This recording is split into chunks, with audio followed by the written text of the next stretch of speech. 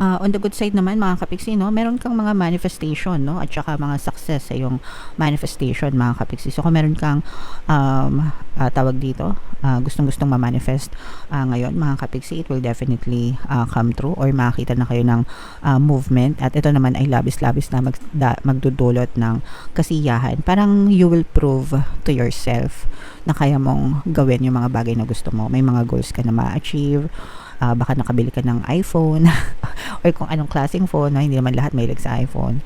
Kumbaga,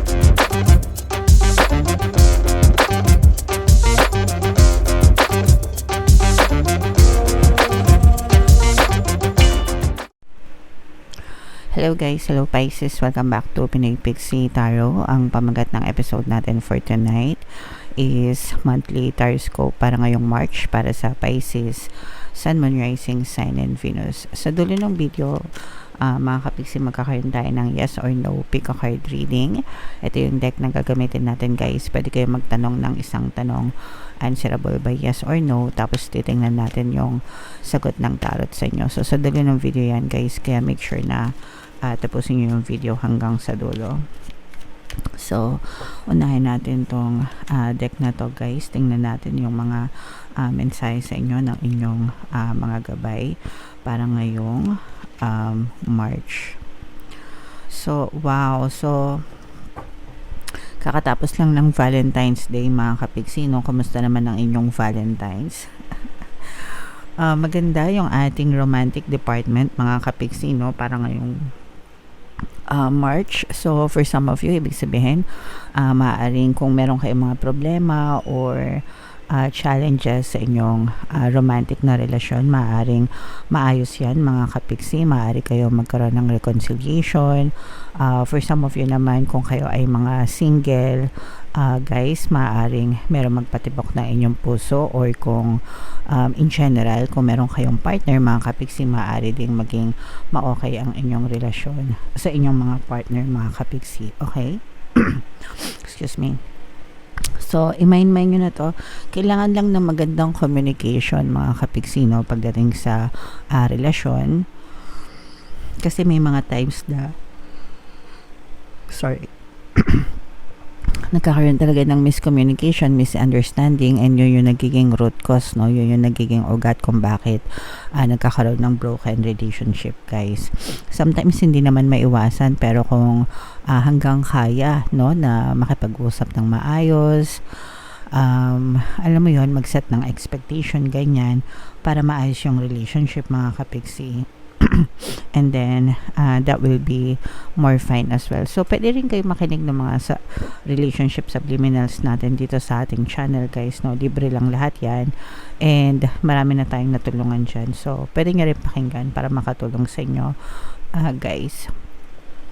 And then we have timeline mga kapiksi, a year from now. So ito ay magandang indikasyon na a year from now, maaari kayong makita ng mga movement ng mga bagay na minamanifest nyo mga kapiksi. Pero syempre guys, ito'y pwedeng tumagal pa or pwedeng mas mapabilis, no? Depende yan sa focus ng attention nyo mga kapiksi. The more na nagfo-focus kayo sa mga intentions nyo, of course, the more na mas mabilis siya dumating sa inyo, or pwede siyang mapabilis mga kapiksi. Pero syempre kapag marami kayong balakid or yung mga negative thoughts and emotion, syempre mas lalong pwedeng tumagal itong manifestation nyo guys. Okay, so just focus lang mga kapiksi, and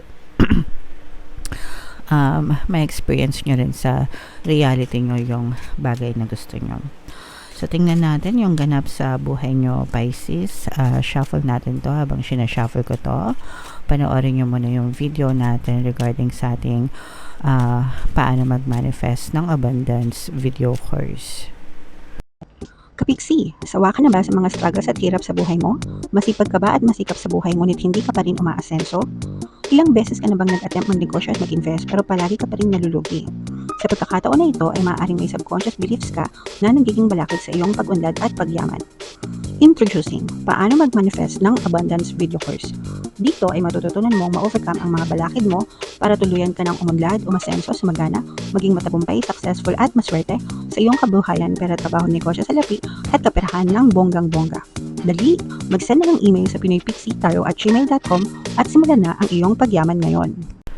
Alright, so sa lahat ng gusto mag-avail ng course guys, naka-flash sa screen nyo. Una, meron tayong paano mag-manifest ng abundance video course para sa inyong kabuhayan, pera, trabaho, negosyo, salapi. Meron din tayong paano mawala ang third party at magkaroon ng harmonious na relationship. And meron din tayong email coaching, manifest your desires using the law of attraction. So, if interesado kayo dyan guys, mag-send lang kayo ng email sa pinoypixie@gmail.com. Pisces, kayo ay represent ng King of Cups. Ito'y babala mga kapiksi. Ito'y both negative and positive. Pero unahin ko na yung mga babala guys, no? Kasi kayo ay pinag-iingat. Lalo na sa manloloko mga kapiksi, no? Pwedeng sa pera, pwedeng sa buhay, or sa love life mga kapiksi. Pero magdadala ito ng matinding depression sa inyo mga kapiksi. Pwedeng na-scam na kayo ngayon and naapektuhan na kayo yung pagtulog nyo, and yung iba parang nade-depress pa talaga. So mag-ingat kayo sa mga taong pinagkakatiwalaan nyo kasi makakita talaga kayo or makaka-experience kayo ng betrayal. Backstabber ito guys, no? Sasaksakan kayo patalikod nitong person na to. Kaya mag-ingat kayo sa mga taong pinagkakatiwalaan nyo sa paligid nyo. Medyo malalim yung impact nito guys kasi may mga scam or yung panloloko na madali lang nating kalimutan. Pero this one, magdadala talaga ito ng malaking impact sa buhay mo, to the point na yung iba sa inyo maaari kayong ma-depress mga kapiksi.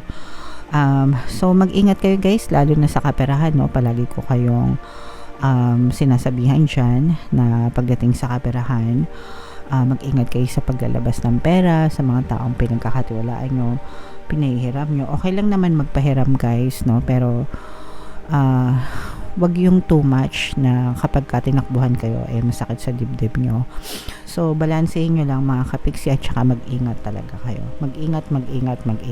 Okay?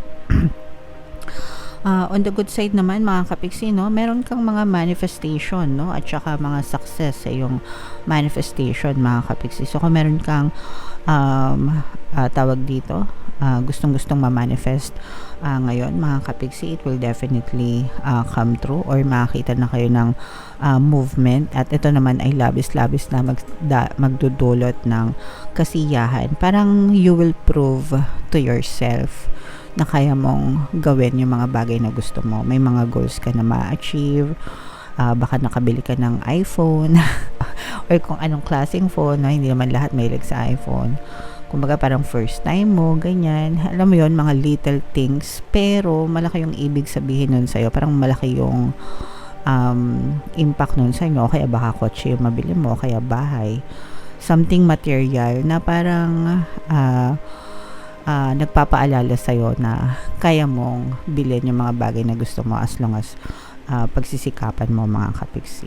And for some of you naman, maaring movement naman ito dun sa mga pangarap mo talaga, no? So kunwari dream job, ganyan, gusto mo talagang maging content creator, o kaya gusto mo talagang maging nurse, ganyan. So parang doon ka napupunta talaga mga kapiksi, okay? So yan yung mga ganda naman, i-mind nyo na yan sa comment section mga kapiksi. Mind manifestation, mind dream job, mind desires. Ayan, so ito naman guys, nakikita natin, this is more on relationship, no? Nakikita natin na talagang nagiging peaceful na yung inyong relasyon mga kapiksi with your partner or specific person. Although for some of you kasi maaring merong LDR dito, no, or LDR sa inyo ng karelasyon nyo, and parang nagbibigay siya ng homesick sa inyo.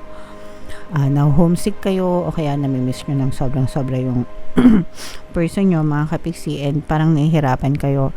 Parang yung iba gusto nang umuwi gusto nang makasama yung inyong specific person, pero naninimbang pa rin kasi parang yung iba hindi pa kaya, kumbaga walang stable job kapag umuwi ng Pilipinas, o kaya may kontrata pa dun sa employer, kaya parang nabablock or na-delay yung pag-uwi, mga kapiksi. Pero